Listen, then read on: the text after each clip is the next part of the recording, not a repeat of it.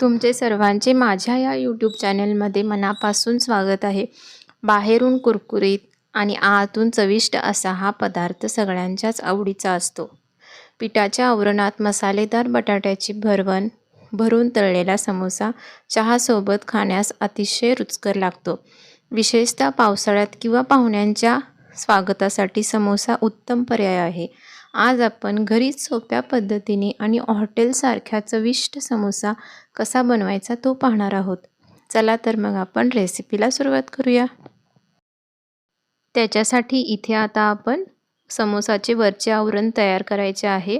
त्याच्यासाठी इथे मी 2 वाटी मैदा घेतलेला आहे. जेवढे समोसे तुम्हाला करायचे आहेत तेवढा मैदा घ्यायचा आहे. साधारण एक मोठ्या वाटीने इथे मी 2 वाटी मैदा घेतलेला आहे. त्याच्यात साधारण आपला रेग्युलर जो रवा असतो तो रवा एक 4 चमचा घालायचा आहे आणि चवीनुसार मीठ घालायचं आहे.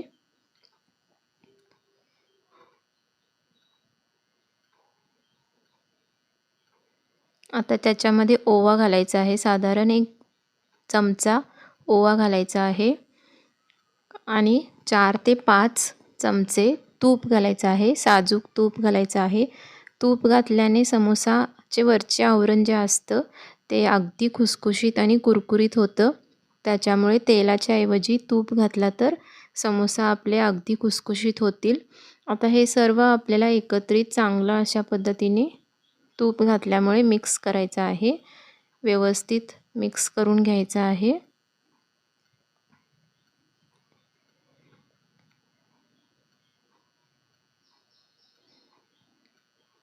आता त्याच्यामध्ये आपल्याला हळूहळू लागेल तसं पाणी घालून घट्ट असं कणिक मळून घ्यायचं आहे.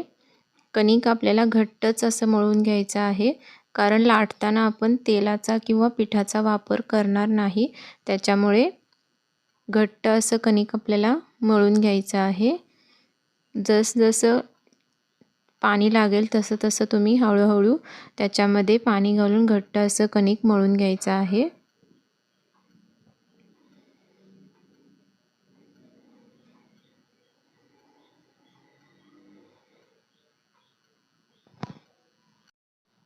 अशा पद्धतीने घट्ट असं कणिक असं माझं मळून झालेलं आहे. तुम्ही बघू शकता. अशा पद्धतीनेच आता वरून थोडं 1 चमचा तूप किंवा तेल सोडून परत एकदा तुम्ही त्याला मळून घ्यायचं आहे. म्हणजे पीठ किंवा कणिक आपलं असं एकसारखं होईल. पण तुम्ही कणिक मळताना लक्षात ठेवा की घट्टच कणिक हवा आहे आपल्याला. आता ह्याला आपल्याला बाजूला ठेवून द्यायचं आहे आणि आता आपण आतील मसाल्याची तयारी करून घेऊयात. त्याच्यासाठी इथे मी मिक्सरचा वापर न करता खलबत्त्यामध्येच मसाले बनवणार आहे. साधारण 1 चमचा जिरे घेतलेले आहेत. त्याच्यामध्ये 1 चमचा बडीशेप घालायचा आहे आणि 1 चमचा धने घालायचे आहेत. हे सर्व आपल्याला असं मोठं साधारण बारीक मोठं असं कुटून घ्यायचं आहे. बारीक करून घ्यायचं आहे. जास्त बारीक नाही करायचं, थोडं मोठं बारीक असं आपल्याला हवं आहे. खाताना त्याची टेस्ट खूप छान लागते. त्याच्यामुळे थोडं मोठं बारीक असंच आपल्याला बारीक करून घ्यायचं आहे.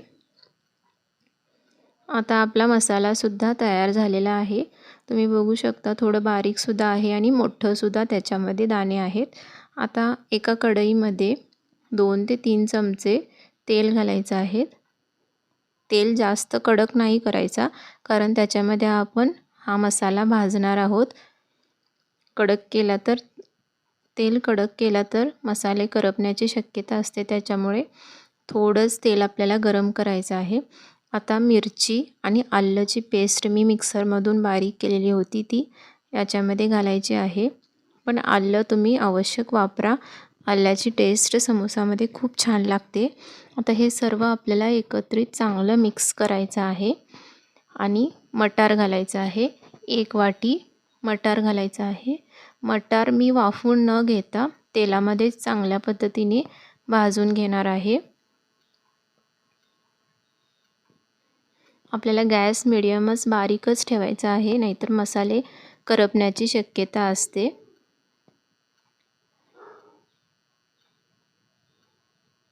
मटार आपलं व्यवस्थित शिजेपर्यंत याला तेलामध्ये भाजून घ्यायचं आहे। आता याच्यामध्ये आपल्याला 1 चमचा आमचूर पावडर घालायचा आहे। जर तुमच्याकडे आमचूर पावडर नसेल तर तुम्ही चाट मसालासुद्धा वापरू शकता। चवीनुसार मीठ घालायचं आहे आणि परत एकदा त्याला चांगलं असं मिक्स करून घ्यायचं आहे। इथे मी साधारण 4 मोठे बटाटे उकडून घेतलेले होते, ते याच्यामध्ये घालायचे आहेत आणि वरून थोडी बारीक चिरलेली कोथिंबीर घालायची आहे। कोथिंबीर अगदी थोडंच घालायचं आहे, जास्त कोथिंबीर नाही घालायचं। आता हे सर्व अगदी व्यवस्थित छान पद्धतीने आपल्याला भाजून घ्यायचं आहे आणि स्मॅशरने ह्याला स्मॅश करून घ्यायचं आहे, म्हणजे बटाटे असं एकसारखं एकजीव असा आपला मसाला तयार होईल।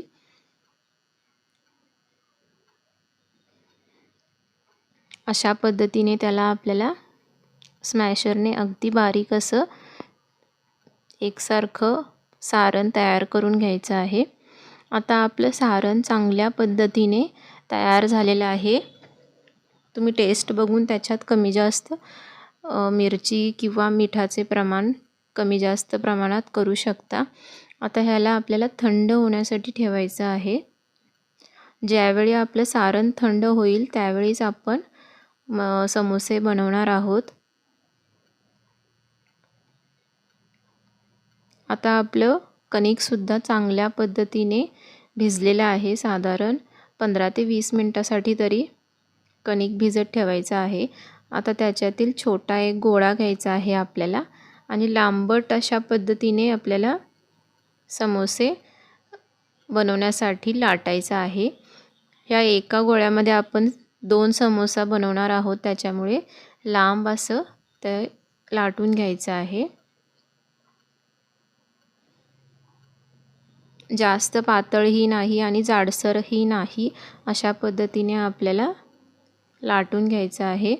आता ह्याला 2 भागामध्ये कट करून घ्यायचं आहे, त्याच्यामुळे काय होईल, ह्याच्यामध्ये आपले 2 समोसे बनतील। आता एका भागाला वरच्या साईडला पाणी लावून घ्यायचे आहे आणि ते 2 टोक आपल्याला जोडून घ्यायचे आहेत। व्हिडिओमध्ये दाखवल्याप्रमाणे तुम्ही करू शकता।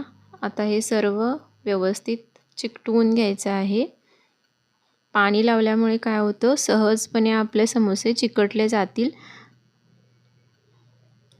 आणि तुम्ही सारण त्याच्यामध्ये आपल्याला हवं तेवढं सारण भरून घ्यायचं आहे। जास्त सारण भरला तर फुटण्याची शक्यता असते, त्याच्यामुळे व्यवस्थित बघूनच तुम्ही सारण लावा। आता वरच्या साईडने थोडंसं परत एकदा पाणी लावून घ्यायचं आहे आणि वरची साईड आपली थोडी अशी मध्ये फोल्ड करून घ्यायची आहे।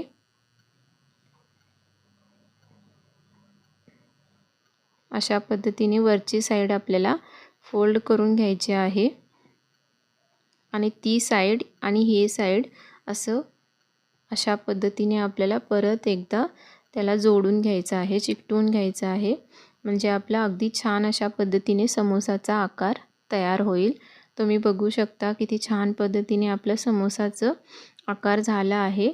तुम्ही सारण त्याच्यामध्ये बघूनच भरून घ्यायचं आहे, जास्त भरला तर फुटण्याची शक्यता असते।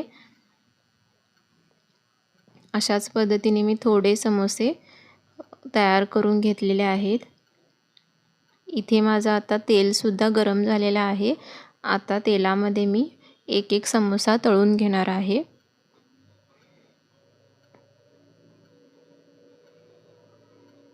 आता चांगला असा रंग येईपर्यंत मीडियम फ्लेमवरतीच त्याला आपल्याला तळून घ्यायचं आहे, म्हणजे वरचं सारण आपलं अगदी असं कुरकुरीत आणि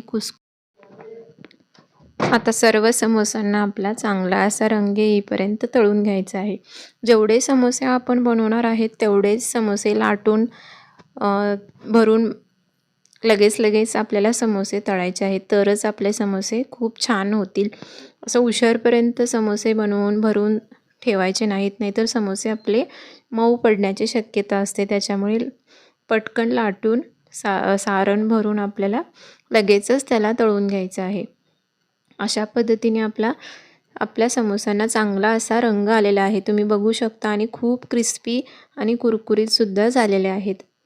माझा हा व्हिडिओ जर तुम्हाला आवडला असेल तर लाईक, शेअर आणि सबस्क्राईब करा आणि कमेंटसुद्धा करून सांगा की हे समोसे तुम्हाला किंवा समोसाची रेसिपी तुम्हाला कशी वाटली.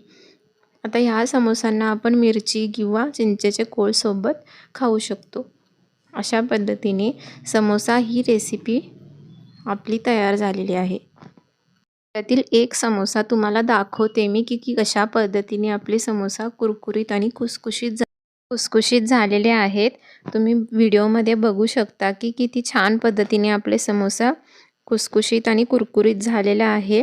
अशा पद्धतीने जर तुम्ही समोसाची रेसिपी बनवला तर तुमचे समोसे अगदी खुसखुशीत आणि हॉटेलसारखी अगदी मस्त असं समोसा तयार होतील. माझा हा व्हिडिओ जर आवडला असेल तर लाईक, शेअर आणि सबस्क्राईब करा. थँक्यू.